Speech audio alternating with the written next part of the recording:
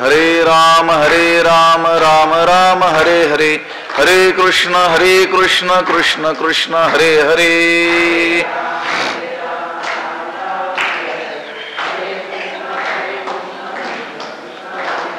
पुंडलीक वरदा हरी विठ्ठल श्री ज्ञानदेव तुकाराम. पंढरीनाथ भगवान की जय. माऊली ज्ञानेश्वर महाराज की जय. जगद्गुरु तुकाराम महाराज की जय.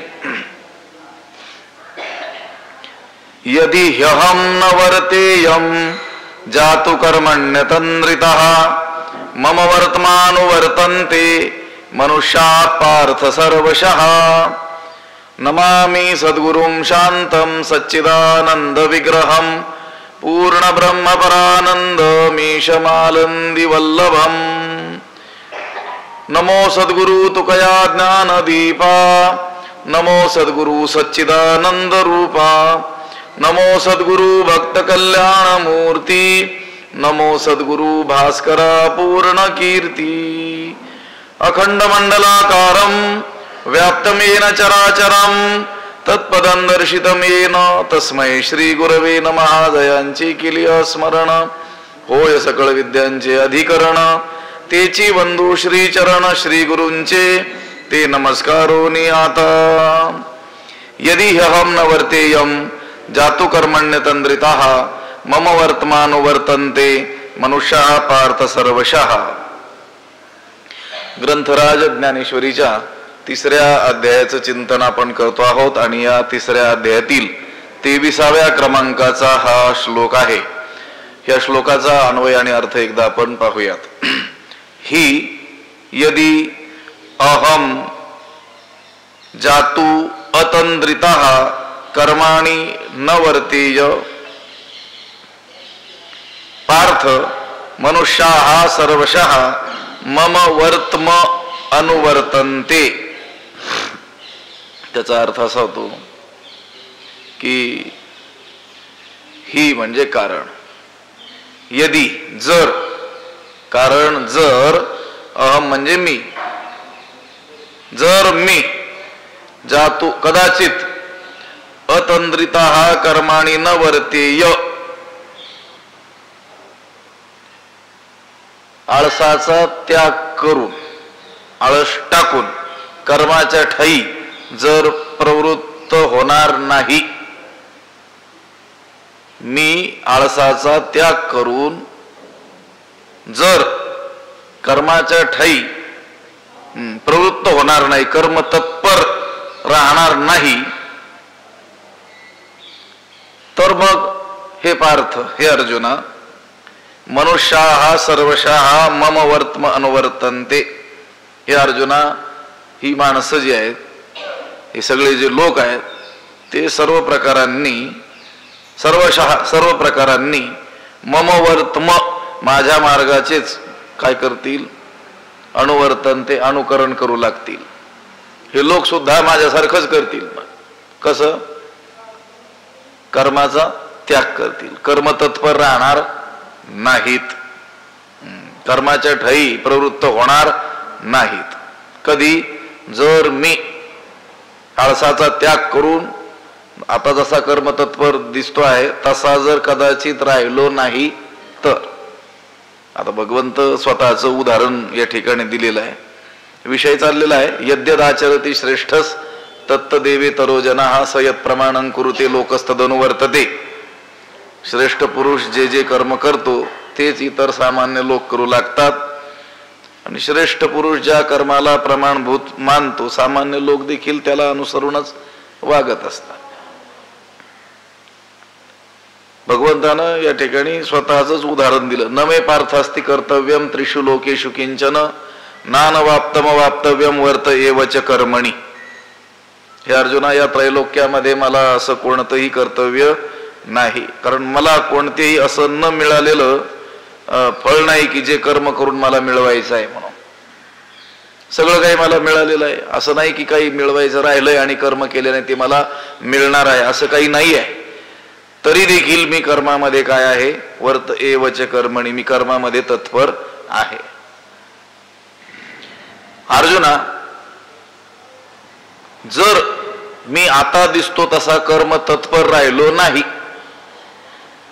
मला आवश्यकता नाही, मला काही मिळवायचं नाही, मिळवण्यासारखं मला काहीही नाही आहे, म्हणून मग मी कर्म करणंच काय केलं, सोडून दिलं.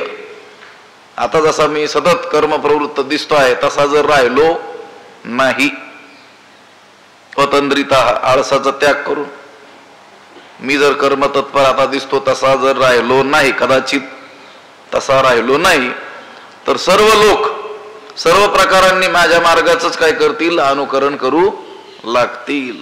ते म्हणतील भगवंतच कर्म करत नाही, मग आपल्यालाही कर्म करण्याची आवश्यकता नाही. म्हणून ही मोठी माणसं देखा प्राप्तार्थ झाले, विषय येऊन गेला, प्राप्तार्थ झालेले जे निष्कामता पावले तयाही कर्तव्य असे उरले लोकालागी, लोकांसाठी ते काय करत असतात, कर्तव्य कर्मे करतच असतात. कारण लोकांचा स्वभाव आहे हे ऐसे, येथ वडील जे जे करीती तया नाम धर्म ठेविती, तिची अनुष्ठिती सामान्य सकळ हे ऐसे असे स्वभाव आहे. श्रेष्ठांचं अनुकरण करणं हा सामान्यांचा काय आहे, स्वभाव आहे. त्यांच्यामध्ये ही गोष्ट स्वभावताच आहे की जी मोठी मानलेली माणसं आहेत त्यांचं हे सामान्य लोक काय करतात, अनुकरण करत असतात. म्हणून श्रेष्ठांनी कर्माचा त्याग करू नये, म्हणून कर्म न संडावे, उलट विशेष आचरावे लागे संती. त्या संत पुरुषात मार्गधारे वर्ता विश्व हे मोरे लावावे, अलौकिक नो आवे लोकाप्रती. जगामध्ये राहत असताना आपण खरोखर जरी असामान्य असलो तरी असामान्यांसारखं राहायचं नाही, सामान्यांसारखं राहायचं. तेच त्यांचं असामान्यपण आहे. जे असामान्य लोक आहेत, मोठी माणसं आहेत, संत पुरुष जे आहेत, ते काही तू आम्हासारखे सामान्य नाही आहेत, पण तरी देखील ते सामान्यांसारखं राहतात, सामान्यांसारखंच वर्तन करून दाखवतात. या जगामध्ये आपला अलौकिकपणा ते मिरवत नाहीत, कारण मार्गाधारे वर्तावे, त्यांना या जगाला मार्गाला लावायचं असतं. म्हणून भगवंतानं या ठिकाणी स्वतःच उदाहरण दिलं. आपण कर्म का करत आहोत याचं कारण भगवंताने या श्लोकात आणि पुढच्या श्लोकामध्ये स्पष्टपणे सांगितलेलं आहे. भगवंतानं आपल्या स्वतःचं उदाहरण देऊन अर्जुनाला असं सुचवलं की जो मी ईश्वर, त्या ईश्वर असलेल्या मला जर कर्म करावं लागतं तर मग तुलाही माझ्याप्रमाणेच वागणं म्हणजे कर्म करणं काय आहे, उचित आहे. मी कोण आहे, ईश्वर आहे, सर्व समर्थ आहे, तरी सुद्धा मला काय, मी काय करतोय, कर्म सोडत नाही, कर्माचा त्याग करत नाही, कर्म करतच राहतो. कारण मी जर कर्म करणं सोडून दिलं तर हे सगळे लोक सर्व प्रकारांनी माझ्याच मार्गाचं काय करतील, अनुसरण करतील. परी स्वधर्मी वर्ते कैसा, साकांक्षुका होय जैसा, तयाची एका उद्देशा लागोनिया. परी स्वधर्मी कैसा वर्ते, जैसा साकांक्षु होय, तयाची एका उद्देशा लागोनिया. परी स्वधर्मी कैसा वर्ते, तथापि मी स्वधर्माचं कसं आचरण करतो, स्वधर्माचं मी आचरण करतो, स्वधर्म सोडत नाही, पण कसं आचरण करतो, साकांक्षुका होय जैसा, जैसा साकांक्षु होय, ज्याप्रमाणे सकाम पुरुष कर्म करतो त्याप्रमाणे मी काय करतो, कर्म करतो, करून दाखवतो. तयाची एका उद्देशा लागवणिया, कशा करता, त्याच एका हेतुस्तव सकाम मनुष्य केवळ त्या फळाच्या उद्देशानच कर्मामध्ये ज्या रीतीनं तत्पर असतो तशा रीतीनं मी कर्मामध्ये काय आहे, तत्पर आहे. मी स्वधर्मामध्ये तत्पर आहे. निष्काम पुरुष, भगवत प्राप्ती झालेला महात्मा, त्याला तर काही कामना नाही, त्याला काही मिळवायचं नाही आहे, ते कर्म करण्याच्या पाठीमागं त्याचा काही हेतूही नाही आहे, तरी देखील तो काय करतोय, कर्म करतोय. आणि कसं करतोय तर साकांक्षुका होय जैसा, साकांक्षु कामनायुक्त, उरोनिधी सगळी कर्म करतो, इष्ट कर्म पूर्त कर्म सगळी कर्मे काय करतो, तो करत राहतो. पण मी हे कर्मे करतो आहे याचा काही अहंकार बाळगत नाही. हे पहा, मला काय सांगायचं, मनुष्य, कामनायुक्त मनुष्य, हा साकांक्षू मनुष्य ज्याप्रमाणे कर्मामध्ये प्रवृत्त असतो, त्याप्रमाणे हा महात्मा याला काही इच्छा नसतानाही कर्मामध्ये प्रवृत्त असतो. ही जरा गोष्ट कठीण आहे. फळ समोर दिसत असेल आणि त्या फळाच्या उद्देशानं जर कर्म केलं जात असेल तर त्या कर्मामध्ये मनुष्य तत्पर राहतो. तर त्याला ठाऊक आहे आपण कर्म करण्यात चूक केली तर फळ प्राप्त होणार नाही, म्हणून तो तत्परतेनं सावधानतेनं काय करतो, आळस टाकून ती कर्मे करत राहतो. पण तेच कर्म जर त्या कामनारहित मनुष्याला करायला लावलं तर त्याच्याकडून तेवढं होताना दिसत नाही. उदाहरण ज्ञानोबारायांनीच कितीतरी उदाहरणं सांगितलेली आहे. तुळशीची या बुडा दुरोनी न गापे सिंतोडा, हे एक उदाहरण दिलं. आता तुळशीला पाणी घातल्यानं काही फळ प्राप्त होत आहे असं काही दिसतच नाही, म्हणून काही माणसं त्या तुळशीच्या झाडाला दुरून सुद्धा शिंतोडा देखील वाहत नाही म्हटले पाणी. पण तीच माणसं द्राक्षाच्या तरी बुडा दुधाची लावी, द्राक्षाच्या बुडाला काय टाकतात, दूध टाकतात. का? कारण ते द्राक्षाच्या बुडाला दूध घातलं की ते द्राक्षे अधिक मधुर स्वादिष्ट वगैरे होतात अशी त्यांची काय आहे मान्यता आहे. खरं असेल ते, आणि ते फळ दृष्ट फळ आहे, दिसणारं फळ आहे, म्हणून मग द्राक्षाला पाणी घालण्याच्या ऐवजी काय घालतात, दूध घालतात. आणि तुळशीच्या झाडाला दूध नाही, पाणी नाही, शिंतोडा देखील वाहत नाहीत त्याला. ज्यावेळेस फळ पुढे दिसतं त्यावेळेस कर्मामध्ये चांगली प्रवृत्ती होते माणसाची, आणि तेच कर्म निष्काम करण्याची वेळ आली तर तेवढं तत्परतेनं केलं जात नाही.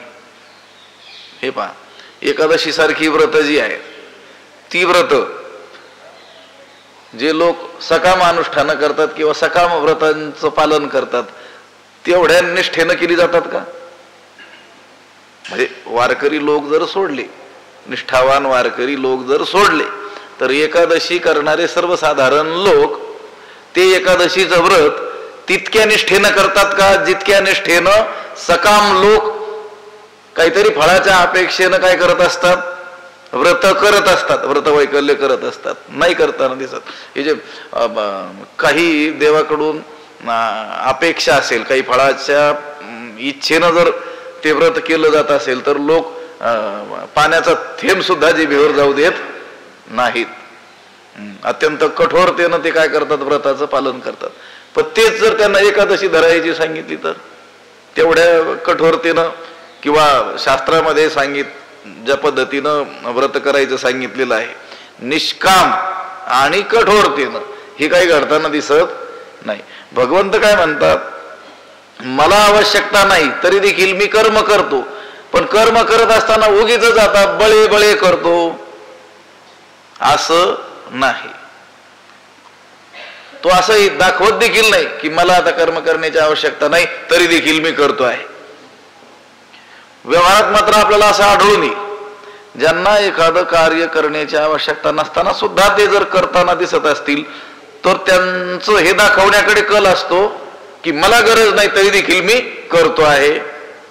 पण भगवंत काय म्हणतात, मी जे स्वधर्मामध्ये तत्पर आहे कसा आहे तर साकांक्षुका होय जैसा, तयाची एका उद्देशा लागून या. सकाम ज्याप्रमाणे सकाम मनुष्य केवळ फळाच्या उद्देशानच कर्मामध्ये काय असतो, तत्पर असतो, अगदी त्याच पद्धतीनं लोकसंग्रहार्थ मी काय करतो, ही कर्मे करत असतो.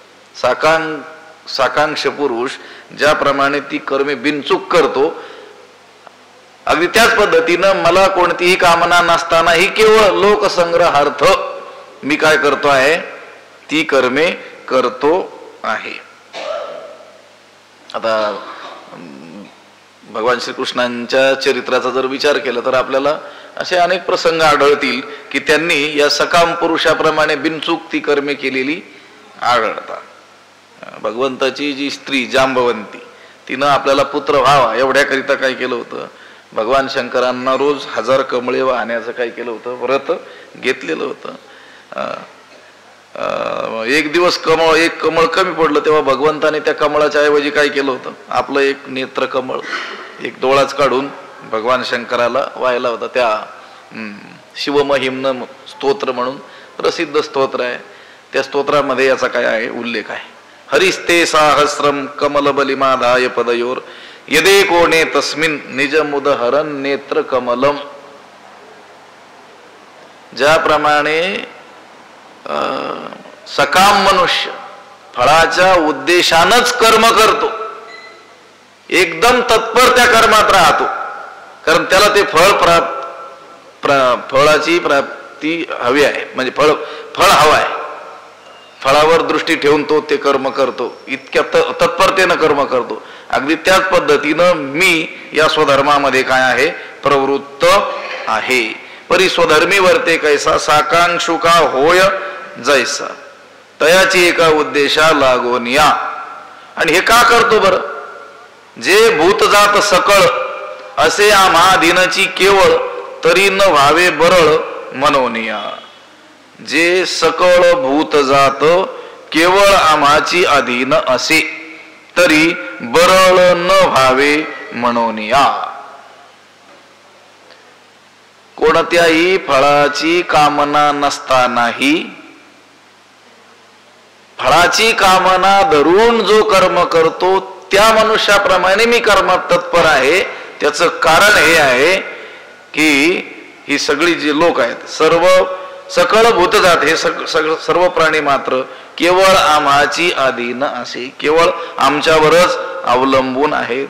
ही सगळे लोक केवळ आमच्यावरच अवलंबून आहेत, आमच्याच काय आहेत अधीन आहेत. मी जसं करील तसं हे करणार आहेत. पण हे लोक म्हणजे तरी बरळ न व्हावे म्हणून या, हे लोक स्वैराचारी होऊ नयेत, स्वैरवर्ती होऊ नयेत, आळशी होऊ नयेत, म्हणून मी कर्मामध्ये काय आहे तत्पर आहे. भगवंताने मी कर्मामध्ये का तत्पर आहे, सकाम पुरुषाप्रमाणे मी ती कर्मे का करतो आवश्यकता नसताना सुद्धा, त्याचं कारण सांगितलं. जे भूतजात सकळ असे आम्हा अधीनची केवळ आमच्या अधीन आहेत, आमच्यावर अवलंबून आहेत, आमच्या स्वाधीन आहेत. मी सर्वश्रेष्ठ असल्यामुळं सर्व लोक माझेच अनुकरण करणारे आहेत. म्हणून मीच जर नियत कर्म करणार नाही तर इतर लोकही ते करणार नाही. मला आवश्यकता नाही म्हणून मी ती कर्मे सोडून देईल, तर ज्यांना आवश्यकता आहे ते सुद्धा ते कर्म करणार नाहीत. तेव्हा लोकांनी त्या उन्मार्गापासून निवृत्त व्हावं आणि सन्मार्गाकडे त्यांची प्रवृत्ती व्हावी, या कारणास्तव मी कर्माचे अनुष्ठान करत असतो. हे पहा, समाजामध्ये नाही का ज्याला आदर्श मानलेला आहे, लोकांनी ज्याला आदर्श मानलेला आहे तो जसा वागतो अगदी तसंच लोक वागतात. अगदी त्याच्या पोशाखापासून त्याच्या आचरणापर्यंत सगळ्याच गोष्टीचं अनुकरण त्याला अनुसरणारे लोक करत असतात. त्याला ज्यांनी आदर्श मानलेला आहे असे लोक तसंच काय करत असतात, अनुकरण करत असतात.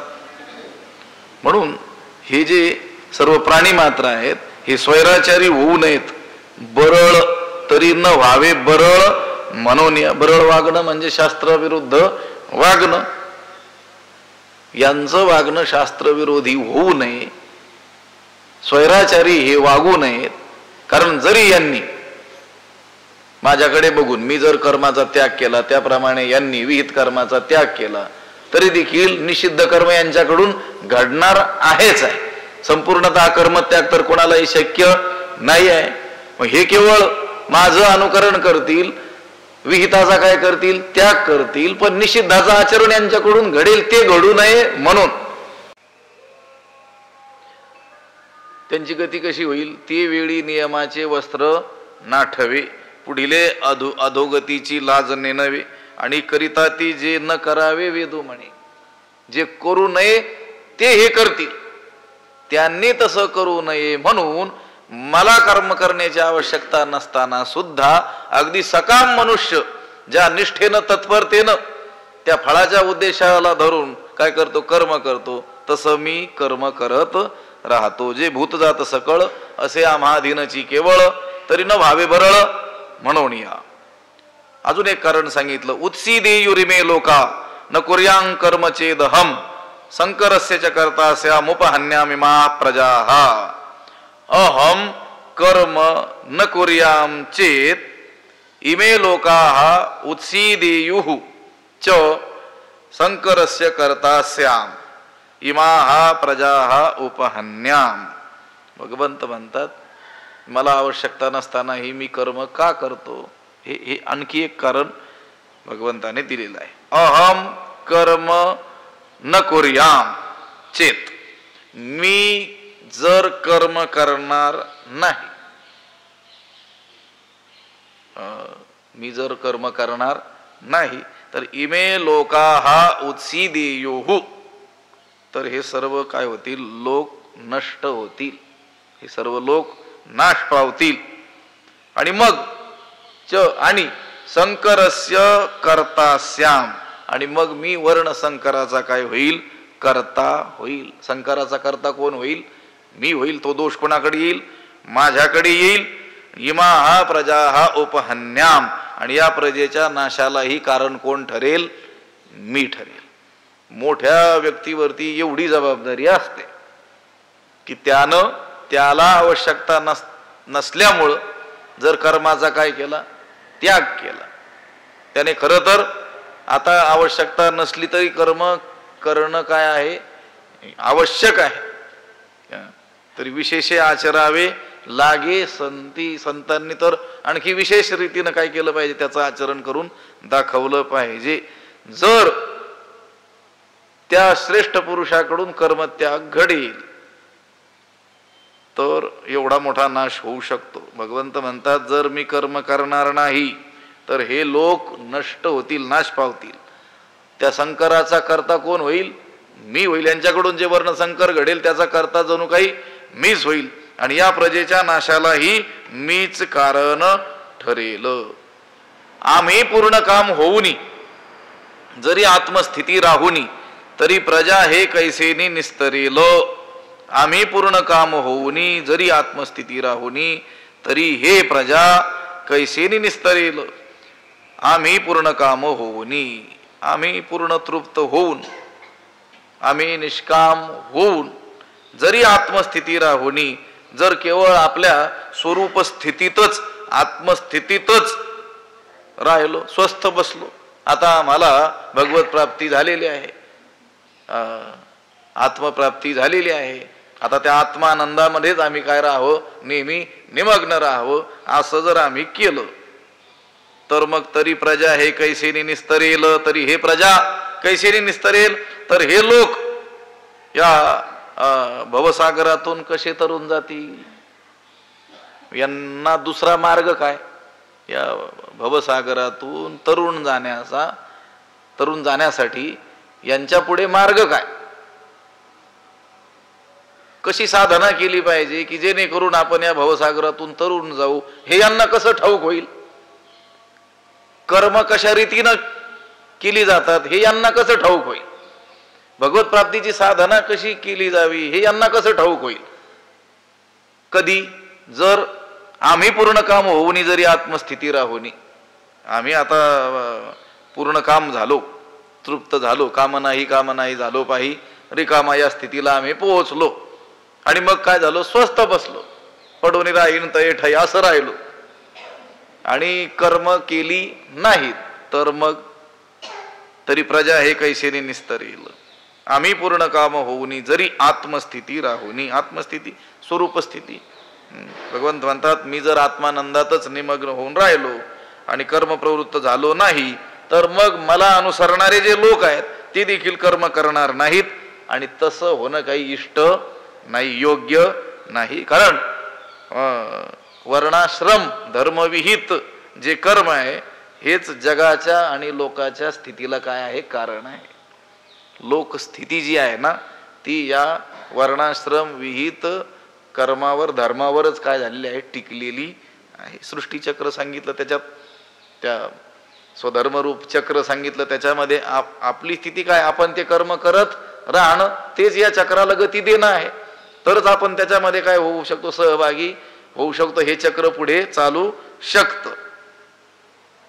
वर्णाश्रम विहित असलेला जो धर्म किंवा कर्म हेच जगाच्या स्थितीला कारण असल्यामुळं आणि लोकांच्या आत्मकल्याणाला देखील तो स्वधर्मच कारण असल्यामुळं त्याचा काय होईल, लोप होऊन जाईल. आणि मग लोकांचा निभाव कसा लागणार, कर्म न केल्यानं ते काय होतील, नष्ट होतील. आम्ही पूर्ण काम होऊनी जरी आत्मस्थिती राहुनी तरी प्रजा हे कैसेनी निस्तरेल. इही आमुची वास पहावी मग वर्तती जाणावी. हे लौकिक स्थिती किंवा हे लोकस्थिती आगवी नासिली होईल. तसा अन्वय आहे. इही आमुची वास पहावी. इही म्हणजे या लोकांनी, आमुची वास पहावी म्हणजे आमची रीती किंवा आमची वागणूक हे काय करावी, पाहावी आणि मग त्यावरून वर्तती परी जाणावी, वागण्याची रीत समजून घ्यावी. या लोकांचं असं आहे की आपण कसं वागलं पाहिजे, जसं हे वागतील तसं वागलं पाहिजे असं यांनी ठरवून टाकलेलं आहे.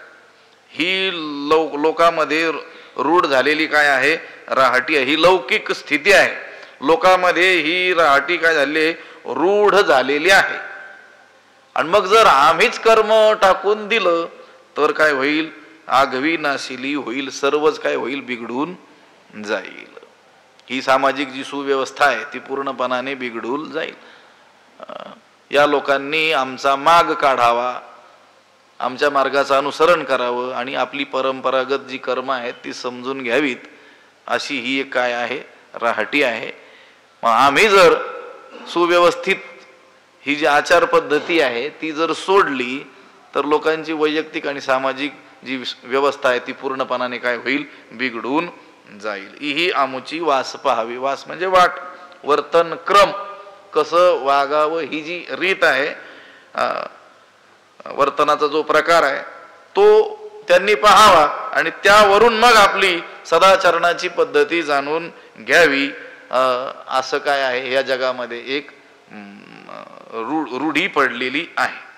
नाहीतर व्यवहारामध्ये असं दिसतंच की नाही, जी लहान माणसं असतात, सामान्य माणसं असतात, ते जे वागत असतात ते आपलं वागणं कोणाकडून शिकत असतात, मोठ्याकडून शिकत असतात. मोठे जसं जसं करतात, येत वडील जे जे करीत तया नाम धर्म ठेविती, आणि त्याची एर सामान्य लोक त्याच काय करत असतात, धर्म म्हणून अनुष्ठान करत असतात. ही एक रूढी पडून गेलेली आहे. ही आमुची वास पाहावी मग वर्तती परी जाणावी. ती लोकस्थिती आगवी किंवा लौकिक स्थिती आगवी नासिली होईल, ती नष्ट केल्यासारखी होईल. म्हणून समर्थ जो येथे आथिला सर्वज्ञते तेने सविशेषे कर्माते किंवा तेने विशेषे कर्माते त्यजावे ना. म्हणून येथे जो समर्थू सर्वज्ञते आथिला तेने सविशेषे कर्माते त्यजावे ना. म्हणून येथे या लोकांमध्ये जो समर्थू, जो सामर्थ्यवान आहे आणि सर्वज्ञते आथिला, सर्वज्ञतेनं काय आहे, संपन्न आहे. जो या जगामध्ये जो समर्थ आहे आणि सर्व ज्ञानांनी काय आहे, संपन्न आहे, त्यानं तेने सविशेषे कर्माते त्यजावे ना. त्याने विशेष करून कर्माचा त्याग कधीही करू नये. एखाद्या सामान्याकडून कर्मत्याग घडला तर त्याचा वैयक्तिक नाश होईल, पण जो विशेष आहे, श्रेष्ठ मानलेला आहे, त्याच्याकडून जर कर्मत्याग घडला तर त्याला अनुसरणारे जे लोक आहेत त्या सगळ्यांचा काय होईल, नाश होईल. त्या दिवशी उदाहरण मी सांगितलं होतं की नाही, गुरुनाम गुरु बंकट स्वामी महाराजांचं. आता त्यांना काही दोष लागला असता का? ते कुठेही गेलेले असते तरी. त्या बालगंधर्वांना सांगितलं होतं आमच्या नाटकाच्या प्रयोगाला या, आम्ही इतकी वर्षानुवर्ष तुमच्या काकडा ऐकायला येतो. तर त्यांनी काय सांगितलं होतं, मला अनुसरणारा वारकरी समाज असल्यामुळं मी जर नाटकाला जाईल तर मला अनुसरणारे लोक तमाशाला जातील म्हणे. झालं असतं की नाही तसं? लोकांनी विचार केला असता का? नाही. आता हे कसे आहेत, त्रिगुणातीत झालेले महात्मे असल्यामुळे यांना कोणताही दोष लागत नाही असा विचार सामान्यांनी केला नसता, कारण ते आज्ञे आहेत. निस्त्रय गुण्ये पथी विचरताम को विधी को निषेधा. त्यांना काही शास्त्राने प्रत्यवाय थोडाच केला असता की तुम्ही जाऊ नका म्हणून. नाही, त्यांना कोणताही प्रकारचा दोषही लागला नसता. ते त्या गुणदोषांच्या पलीकडे पोहोचलेले होते. पण त्यांनाही ठाऊक आहे की लोक आपलं अनुसरण करत आहेत. म्हणून आपण जर गेलो तर आपल्या मागून येणारे लोक देखील त्याच मार्गाचं काय करतील, अनुसरण करतील. म्हणून जो समर्थ आहे आणि सर्व ज्ञानांनी काय आहे, संपन्न आहे. समर्थ म्हणजे बलवान, शक्तिमान आहे. जितक्या प्रमाणात मनुष्य अधिक समर्थ आणि सर्वज्ञ असेल तितक्या प्रमाणात त्याच्यावर लोकसंग्रह करण्याची जबाबदारी अधिक असते. व्यवहारामध्ये देखील आपण पाहतो, जो संपन्न मनुष्य असतो, समर्थ मनुष्य असतो, बुद्धिमान विद्या संपन्न मनुष्य असतो, त्याला अनुसरणारे लोक अधिक असतात. तो जसं करेल त्याला बघून लोक काय करत असतात, वागत असतात. भगवंत सांगतात की जो समर्थ आहे आणि सर्वज्ञतेनं संपन्न आहे त्यानं तर विशेष करून कर्माचा त्याग करूच नये. आता भगवंत स्वतःच उदाहरण सांगत आहेत. भगवंतासारखा समर्थ या त्रिभुवनामध्ये दुसरा कोणी आहे का? कर्तुम अन्यथा कर्तुम अशी परमात्म्याची अकुंठित काय आहे, सत्ता आहे. गतिर्भरता प्रभू साक्षी. ऐसा जो समर्थू तो मी जगाचा नाथू. समर्थ आहे, सर्वज्ञ आहे. शास्त्रानं सांगितलं, वेदानं, यस सर्वज्ञ सर्वविद यस्य ज्ञानमयं तपः. तो सर्वज्ञ आहे. एकाच वेळी सर्व प्राणी मात्रांच्या अंतःकरणात काय चाललं तो जाणू शकतो. कबीर म्हणतात त्याप्रमाणे, चिटी के पैर में घुंगरू बजे तो भी अल्लाह सुनता है. जेवढे प्राणी आहेत ना या जगामध्ये, या सृष्टीमध्ये, त्या सर्वांच्या अंतःकरणाला एक समयावच्छेदे करून भगवंत जाणतो. आपल्याला जाणता येईल का? दुसऱ्याच्या मनातलं जाणता येईल का? बरं ठीक आहे, एखाद्याने काही साधना केली असेल तर कळेल एखाद्याच्या मनात काय चाललंय ते. पण सगळ्या प्राण्यांच्या मनात, सगळ्यांच्या बुद्धीमध्ये काय विचार चालले एका क्षणात त्याच वेळेला कळेल का? ते भगवंताला कळतं. म्हणून तो सर्वज्ञ आहे, सर्वविद, सगळ्याला काय काय जाणणारा तो परमात्मा आहे. आणि मग सर्व शक्तिमान आहे, सर्वज्ञ आहे. अशा व्यक्तीनं ते म्हणतात विशेष करून कर्माचा त्याग करू नये. भगवंत सांगतात, मी ज्याप्रमाणे सर्वज्ञ आहे, सर्व शक्तिमान आहे आणि मी कर्माचा त्याग करत नाही, तसंच जे कोणी सर्वज्ञ सर्व शक्तिमान आहेत त्यांच्या लेव्हलने, त्यांच्या स्तरावर त्यांनी तर विशेषतः कर्माचा त्याग करूच नाही. हे पहा,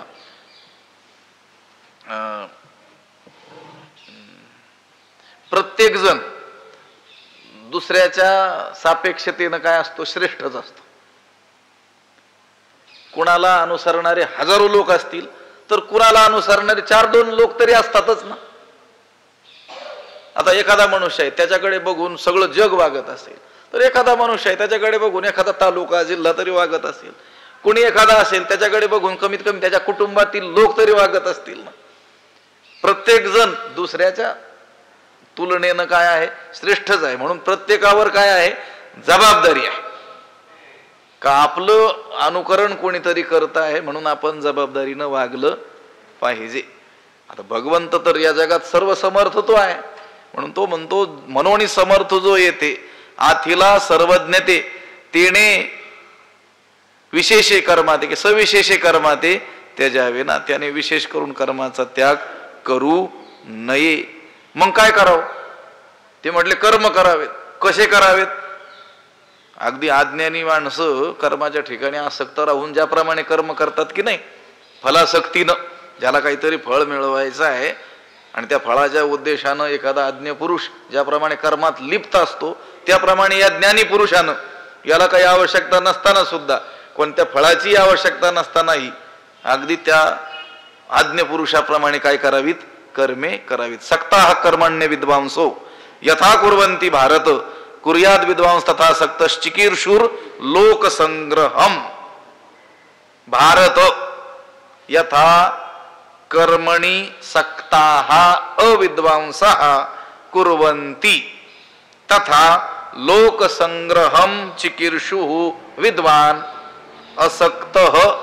असक्तः कुर्यात. त्याचा अर्थ काय? भारत हे अर्जुना, यथा ज्याप्रमाणे कर्मणी सक्ताः अविद्वांसः ज्याप्रमाणे कर्मणी म्हणजे कर्मामध्ये, सक्ताः म्हणजे आसक्त झालेले, अविद्वांसः म्हणजे अज्ञानी लोक, जे विद्वान नाहीत, अज्ञजन आहेत. कसे अज्ञानी लोक? कर्मामध्ये आसक्त असलेले अज्ञानी लोक ज्याप्रमाणे कर्म करत असतात, तथा त्याप्रमाणे लोकसंग्रहम चिकीर्षुः विद्वान लोकसंग्रह करू इच्छिणाऱ्या विद्वानानं, ज्ञानी पुरुषानं असक्त कुर्यात फलासक्ती फलाकांक्षा न धरिता कर्म करावे. ज्ञानी पुरुषाने कशी कर्मे करावीत? अज्ञानी लोक कर्माच्या ठिकाणी आसक्त राहून ज्याप्रमाणे कर्म करतात त्याप्रमाणे त्या ज्ञानी पुरुषाने अनासक्त राहून कर्म करावी. पण कशासाठी? लोकसंग्रहम, लोकसंग्रहाची इच्छा करणं. लोकसंग्रहम चिकीर्षु, लोकसंग्रहाची इच्छा करणारे त्या ज्ञान्यानं. लोकसंग्रह शब्दाचा इथला अर्थ केवळ लोकसंग्रह म्हणजे लोक गोळा करणं असा नाही आहे.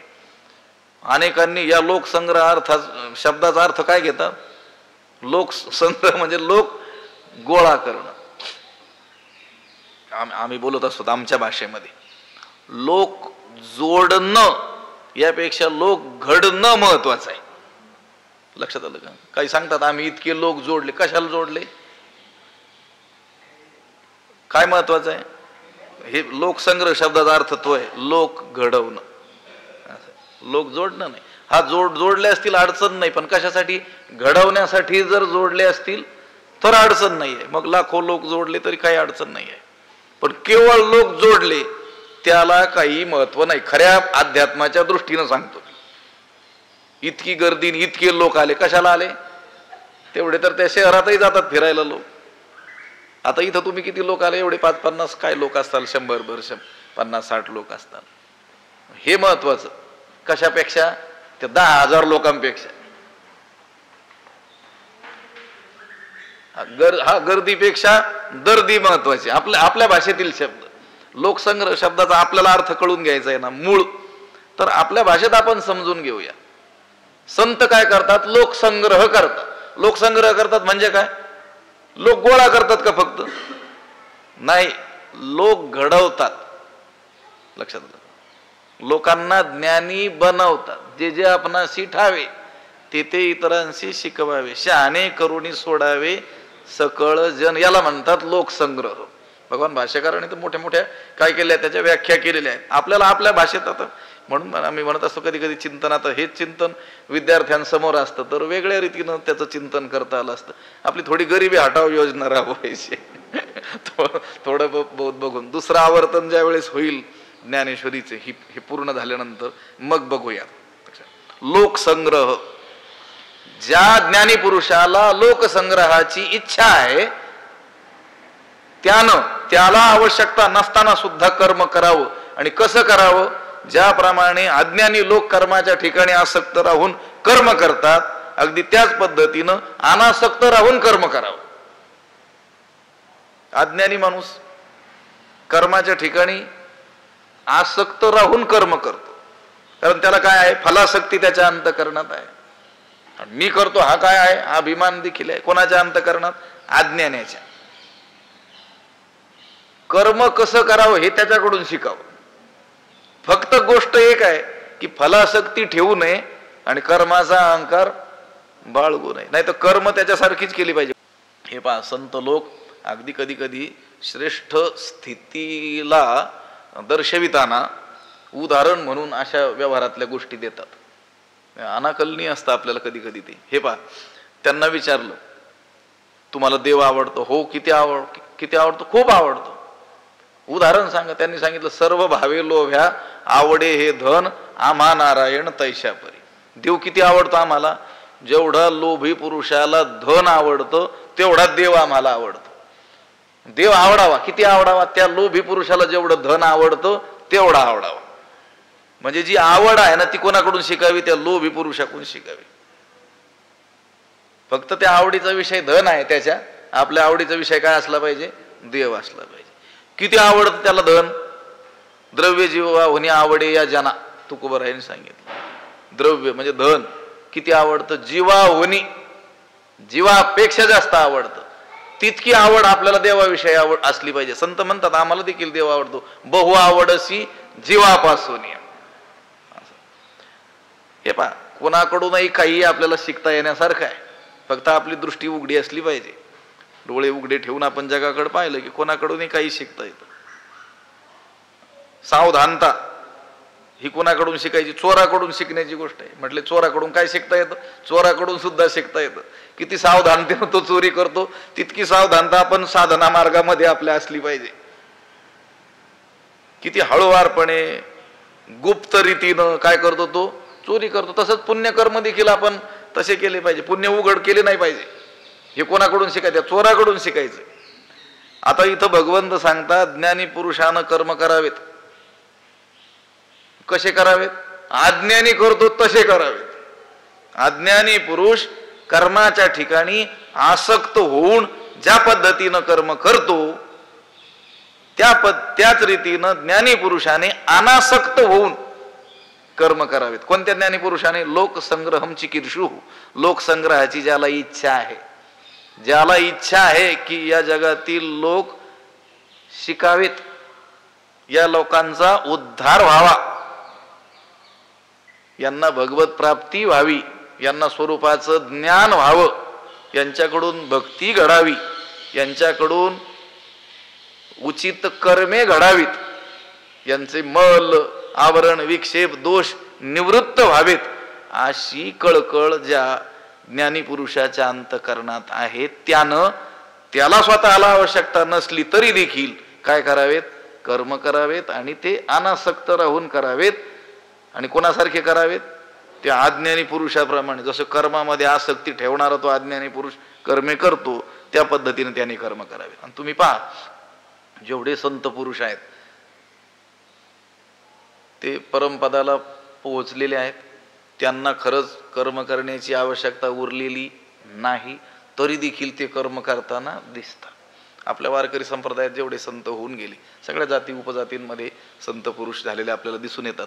त्यांनी त्या यातीचा जो काही व्यापार सांगितलेला आहे शास्त्राने त्याचा त्याग केलेला आढळत नाही. उलट चांगल्या रीतीनं ती कर्मे करून जगाला दाखवलेली आहेत. संत श्रेष्ठ सावता महाराज त्यांनी शेती करणं सोडलंय का? कांदा मुळा भाजी अवघी विठाबाई माझी. संत रोहिदास महाराज त्यांनी ते चर्मकर्म जे आहे त्यांचं ते सोडलंय का? त्यांनी नाही सोडलं. आपण ते मोठे मोठे अभंग काकड्याच्या प्रसंगी म्हणतो की नाही, चोख्या मेळ्या सवे ढोरे उडी. आपल्या आपल्या वाट्याला आलेला जो व्यापार आहे तो निष्ठेनं त्यांनी केला, आवश्यकता नसताना केला. अगदी आज्ञजन करतात त्या पद्धतीनं ती कर्मे करून दाखवली. फक्त कर्म करत असताना ते अनासक्त राहिले. फक्त ते कर्म करण्याच्या मागची त्यांची भावना काय आहे? लोकसंग्रहम चिकीर्षु, लोक घडले पाहिजे. इथं लोकसंग्रह शब्दाचा अर्थ जरी लक्षात ठेवला तर खूप झालं. लोकसंग्रह शब्दाचा अर्थ संग्रह म्हणजे केवळ गोळा करणं असा नाही, तर लोक घडवणं, लोकांची उन्मार्गापासून निवृत्ती करणं आणि सन्मार्गाकडे त्या लोकांना लावणं, याला म्हणतात लोकसंग्रह. देखे फळाची आशा आचरे कामुकू जैसा, कर्मी भरू होवावा तैसा निराशाही. देखे फळाची आशा, देखे जैसा कामुक फळाची आशा आचरे तैसा निराशाही कर्मी भरू होवावा. ज्ञानोबराय म्हणतात देखे पहा, जैसा ज्याप्रमाणे, कामुक फलासक्त पुरुष ज्याला ते कर्म करण्याच्या मागं काहीतरी कामना आहे असा जो मनुष्य आहे, फळाची या आशा आचरे, फळाच्या आशेनं ज्याप्रमाणे काय करतो, कर्म करतो. देखे जैसा कामुक फळाची या आशा आचरे, ज्याप्रमाणे फलासक्त पुरुष फळाच्या आशेने कर्म करतो, तैसा त्याप्रमाणे निराशा ही जो निष्काम पुरुष आहे त्याची सुद्धा किंवा त्याचा सुद्धा भर कर्मी भरू व्हावा. त्याचा सुद्धा कर्माचरणामध्ये काय असावा, भर असावा, उत्साह असावा. त्यांना असं म्हणू नये की आता मला गरज राहिलेली नाही, आता मला कोणत्याही प्रकारचं साधन करण्याची आवश्यकता राहिलेली, तृप्ती झाली या जैसी साधने सरती अपैशी, आता काय मी साधन करणार नाही असं त्यानं म्हणायचं नाही. उलट ज्याप्रमाणे फलासक्त पुरुष फळाच्या आशेने कर्म करतो त्याच पद्धतीनं त्या निष्काम पुरुषाने सुद्धा त्या कर्माचरणामध्ये काय असलं पाहिजे, रत असलं पाहिजे, उत्साही असलं पाहिजे. त्या कर्म करण्यामध्ये त्याचा भर असला पाहिजे. कर्मी भरू व्हावा तैसा निराशाही. का बरं? त्याला गरज नसताना का करायला सांगतात त्याला कर्म? तर जे पुढती पार्था हे सकळ लोकसंस्था रक्षणीय सर्वथा म्हणोनिया, जे पार्था हे सकळ लोकसंस्था पुढती सर्वथा रक्षणीय म्हणोनिया. अर्जुन विचारील ना, आता त्यानं जन्मोजन्मी निष्काम कर्म करून चित्त शुद्ध केलं, उपासना करून चित्त जन्मोजन्मी उपासना करून चित्त स्थिर केलं, उपासनेनं चित्त शुद्ध केलं, ज्ञानानं स्वस्वरूपाचं आवरण जो अज्ञान ते दूर केलं, आत्मानंदाला प्राप्त झाला. आता कशाला त्याला कर्म करायची सांगता? आता त्याला स्वस्थ बसू द्या की. सांगू का एक गंमत? एक मनुष्य, अण्णांनी सांगितलं, जगन्नाथ अण्णांनी, खूप काबाड कष्ट त्यानं आयुष्यभर केले, लोकांची मोलमजुरी केली, मुलं शिकवले, कर्मधर्म संयोगानं त्याची मुलं देखील बुद्धिवान निघाली, मोठ्या मोठ्या पदाला ते गेले, शहरात गेले.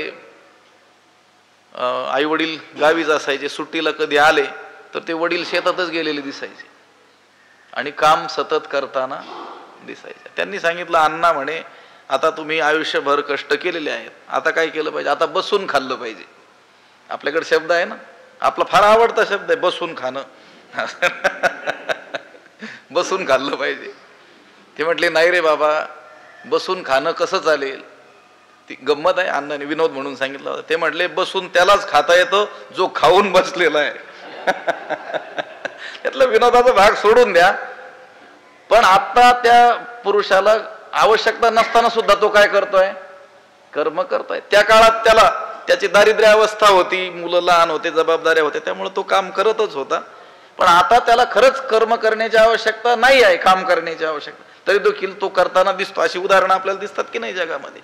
तसं ज्ञानी पुरुष त्यानं ज्ञान मिळवण्याच्या पूर्वी ज्यावेळेस अज्ञानी अवस्थेत होता त्यावेळेस सत्संगतीत आल्यामुळं कर्म कसं करावे ही आतोटी त्याला कळाल्यामुळं निष्काम कर्मे जन्मोजन्मी करून करून करून तो त्या स्वरूपावस्थेला पोहोचला.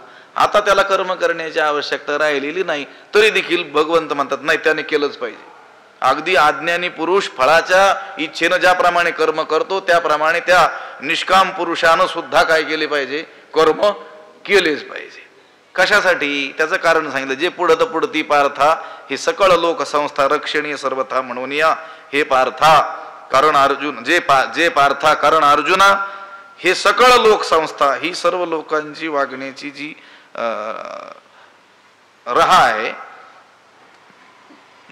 सुव्यवस्था जी आहे, पुढती सर्वथा रक्षणीय म्हणून या. नेहमी सर्व प्रकारे ती रक्षण झाली पाहिजे. ही जी लोकांची सुव्यवस्था आहे, सर्व प्रकारे वारंवार रक्षण तिचं करणं योग्य असतं. म्हणून त्या ज्ञानी पुरुषाने त्याला स्वतःला आवश्यकता नसताना सुद्धा कर्मे केलीच पाहिजेत. कारण जो नियम आहे की सामान्य लोक मोठ्या माणसाचं आचरण बघून काय करत असतात तसं आचरण करत असतात. त्या सामान्यांना हे ठाऊक नाही की याला आता आवश्यकता राहिलेली नाही. तो काय म्हणेल, हे मोठे असून देखील हे कर्म करत नाही, तर मग मीही कर्म करत. त्याला हे ठाऊक नाही की त्यांना आता कर्म करण्याची आवश्यकता नाही. तो फक्त एवढंच पाहतो, ते जर करतील तर मी करेल. म्हणून त्या मोठ्या माणसावर जबाबदारी आहे, हे रक्षण झालं पाहिजे या मार्गाचं. म्हणून जे पुढत पुढती पार्था हे सकळ लोकसंस्था रक्षणीय सर्वथा म्हणून या मार्गाधारे वर्तावे. विश्व हे मोहरे लावावे, अलौकिक नोहावे लोकांप्रती. मार्गाधारे वर्तावे, हे विश्व मोहरे लावावे, लोकांप्रती अलौकिक नोहावे. मार्गाधारे वर्तावे, लोकांना शास्त्रविहित मार्गाला लावावं. मार्गाचं काय करावं? अनुसरण करावं. वेदबोधित जो धर्म मार्ग आहे त्या धर्म मार्गानं वागावं, त्या मार्गाला अनुसरून वागावं. हे विश्व मोहरे लावावे, ह्या जगाला योग्य मार्गाला म्हणजे सन्मार्गाला लावावं. आणि लोकाप्रती अलौकिक नोहावे, आणि लोकांमध्ये राहत असताना अलौकिक होऊ नये, सामान्य लोकांकरता अलौकिक होऊ नये. आता विधीचं आपल्याला काही बंधन नाही, म्हणून मग लोक बाह्य काही वर्तन त्यानं करू नये. त्याने असं म्हणू नये की आता मी त्रिगुणातीत अवस्थेला पोहोचलेलो आहे, मायेची सगळी बंधनं मी तोडून टाकलेली आहेत, मी आता ज्ञानी पुरुष झालेलो आहे, मला कोणत्याही प्रकारचा दोष लागत नाही, म्हणून मग त्यानं निषिद्ध कर्माचं काही आचरण करू नये. मला कसा काय दोष लागेल, मी काय आहे? ज्ञानी आहे, मी ज्ञानी आहे, असं म्हणून त्यानं निषिद्ध कर्माचं आचरण करू नये. अलौकिक नोहावे लोकाप्रती, लोकांच्या हिताची उपेक्षा करू नये. उलट त्याच्यावर त्याची जबाबदारी आणखी वाढलेली आहे. आज्ञा अवस्थेत तो होता त्यावेळेस त्याचं अनुसरण करणारे कोणी नव्हते. आता तो ज्ञानी आहे, श्रेष्ठ पुरुष आहे, म्हणून त्याची जबाबदारी ही आहे की त्यानं या मार्गाचा त्याग करू नये. मार्गाधारे वर्तावे, संतांनी वेदबोधित धर्म मार्गाने वागावं. विश्व हे मोहरे लावावे, जगालाही मार्गाला लावावं. आणि अलौकिक नोहावे लोकांप्रती, लोकांप्रती लोककल्याणासाठी अलौकिक नोहावे. ब्राह्मी स्थितीत राहू नये. ब्राह्मी स्थितीत राहू नये म्हणजे याचा अर्थ त्यानं आपली स्थिती लोकांसमोर प्रकट करू नाही, करतही नसतो महात्मा. तो लपव चातुर्य लपवी, महत्व हरवी, पिसे पण मिरवी आवडोनी, किंवा वाचस्पतीचे निपाडे, सर्वज्ञता तरी जोडे, परिविडिवे माझी दडे, महिमे बेणे. तो काय करत असतो? आपली आत्मस्थिती लपवून ठेवत असतो. त्या दासबोधातील मगाशी एक ओवी मी सांगितली, अजून एक ओवी मला आठवते. करीतो काय ते कळेना, जातो स्थळ ते सांगेना, आपुली स्थिती अनुमाना येऊची नेदी. हा जो महापुरुष आहे ना, आत्मबोधाला प्राप्त झालेला, तो कुठे चालला हेही सांगत नाही, काय करतो हे कळू देत नाही, आणि आपण कोणत्या स्थितीत आहोत आपुली स्थिती अनुमाना येऊची निधी. समोरचा किती तर्कबुद्धीचा असला, बुद्धिवान असला, तरी आपण कोणत्या स्थितीत आहोत हे त्याला कळू देत नाही, प्रकट करत नाही. आपला बोध तो मी ज्ञानी झालेलो आहे हे प्रकट करत नाही. उलट अज्ञान्यांसारखं अज्ञानात राहून काय करतो? त्या अज्ञानी लोकांचं अज्ञान दूर करण्याकरिता सतत प्रयत्नशील राहत असतो. मार्गाधारे वर्तावे, विश्व हे मोहरे लावावे, अलौकिक नोहावे लोकाप्रती. पुंडलिक वरदा हरी विठ्ठल. श्री ज्ञानदेव तुकाराम पंढरीनाथ भगवान की जय. माऊली ज्ञानेश्वर महाराज की जय. विठ्ठल विठ्ठल विठ्ठल विठ्ठल विठ्ठल. पुंडलिक वरदा हरी विठ्ठल. श्री ज्ञानदेव तुकाराम पंढरीनाथ भगवान की जय. माऊली ज्ञानेश्वर महाराज की जय. आता विश्वात्मके देवी येणे वाग्यज्ञे तोषावे, तोषोने मज द्यावे पसायदा नहे. जे काळांची व्यंकटी सांडो, तया सत्कर्मी रती वाढो. भूता परस्परे पडो, मैत्र जीवांचे दुरितांचे तिमिर जावो. विश्व स्वधर्म सूर्ये पाहो, जो जे वांछील तो ते लाहो. प्राणी जात वर्षत सकळ मंगळी, ईश्वर निष्ठांची मांदियाळी. अनवरत भूमंडळी भेटो तया भूता. चला कल्पतरूंचे आरव, चेतना चिंतामणीचे गाव. बोलते जे अर्णव पियुषांचे, चंद्रमे जे अलांछन. मार्तंड जे तापहीन, सोयरे होतू किंबहुना सर्व सुखी.